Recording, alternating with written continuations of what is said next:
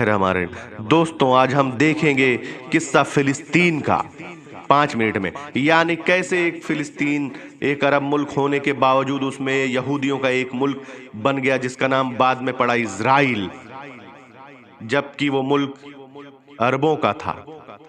तो आइए किस्सा शुरू से शुरू करते हैं।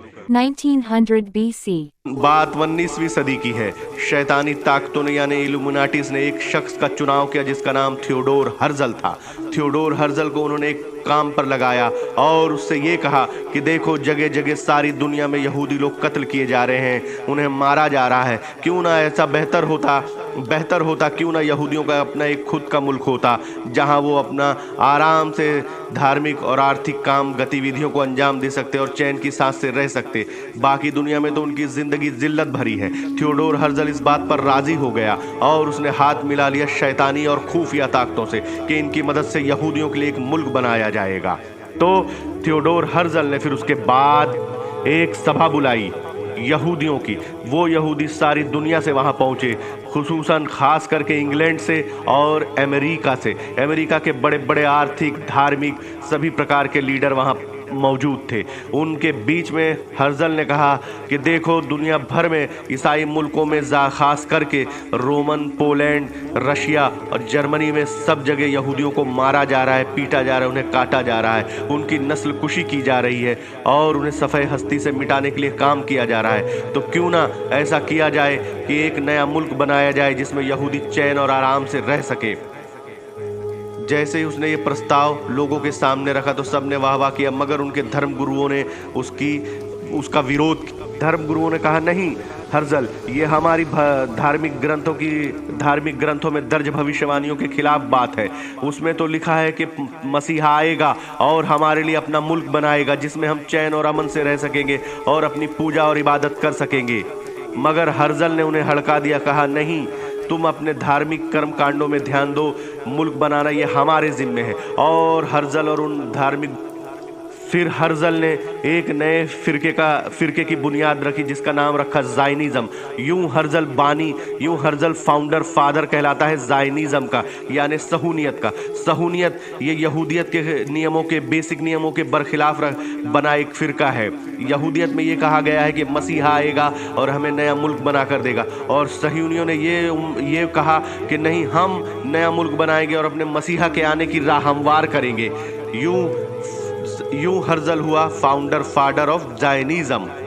तो जायनिज़्म में जब ये बात हो चुकी तो फिर उन लोगों ने एक एजेंडा सेट किया। सारी दुनिया में घूम करके उन्होंने एक एजेंडा सेट किया कि लाओ अब अपने लिए एक मुल्क बनाया जाए, जिसमें उन्होंने जगह। फिर इस एजेंडे के बाद हर्जल ने सब यहूदियों सहूनियों से मिल करके, खास करके रॉचफिल्ड फैमिली से मिल करके सारी दुनिया में 2 जगह का चुनाव किया, अर्जेंटीना और युगांडा। उन्होंने तय किया कि इन 2 में से किसी एक जगह पर हम अपना नया मुल्क बनाएंगे। तो उन्होंने आखिर में तय हुआ कि युगांडा में यहूदियों के लिए एक नया मुल्क बनाया जाएगा जो खुद का उनका अपना देश होगा, जहां वो मान सम्मान के साथ रहेंगे। मगर शैतानी ताकतों ने उनसे कहा, ए हर्जल, तू देख, सबसे ज़्यादा चैन व अमन के साथ अगर यहूदी कहीं रहते हैं तो वो मुसलमान हुक्मरानियों में, यानी मुसलमान सल्तनतों में। फ़िलिस्तीन में जाकर देखो कितने चैन व अमन और भाईचारे के साथ मुसलमान उन्हें अपने साथ में रखते हैं। ना उनमें कोई लड़ाई होती है, ना उनमें कोई झगड़ा होता है, उन्हें बड़ी इज्जत और आबरू के साथ रखा जाता है। ये बात जब हर्जल ने सुनी तो उसने बहुत गौर व फिक्र के साथ सोचा कि हाँ, शायद फ़िलिस्तीन हमारे लिए अच्छा हो या कोई अरब मुल्क हमारे लिए अच्छा हो, क्योंकि वो मुसलमान हमारे साथ बड़ा भाईचारे वाला व्यवहार में। फिर थियोडोर हर्जल गया सुल्तान अब्दुल हमीद से मुलाकात करने, जो कि उस वक्त खिलाफत उस्मानिया के सुल्तान थे। थियोडोर हर्जल जब सुल्तान के पास पहुंचा और अपनी पेशकश प्रस्तुत की तो सुल्तान ने कहा, क्यों थियोडोर हर्जल, तुम तो हमारे बारे में बड़ी बुराइयां करते हो पेपरों में कि हम मुसलमान बुरे होते हैं, ऐसा वैसा। तो उसने माफ़ी कहा, सुल्तान, इसके लिए मुझे वहाँ पैसा दिया जाता है और ऐसा वो ईसाई हुक्मरान मुझसे करवाते हैं।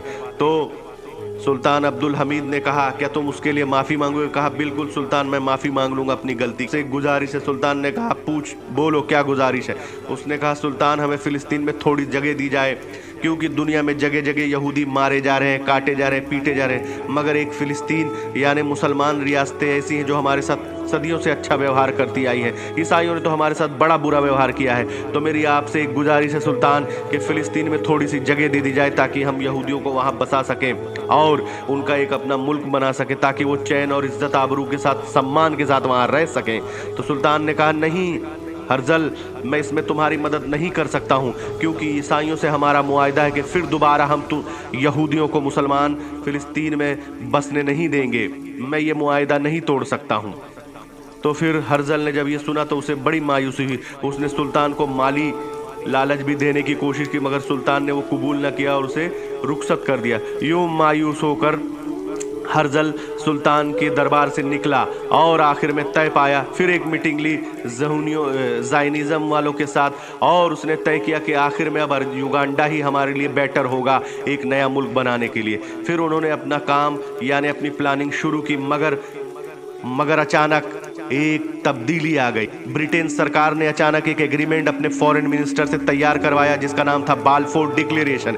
ये बाल्फोर डिक्लेरेशन ब्रिटेन के फॉरेन सेक्रेटरी आर्थर बाल्फोर ने लिखा, जो रोचिल्ड को लिखा था।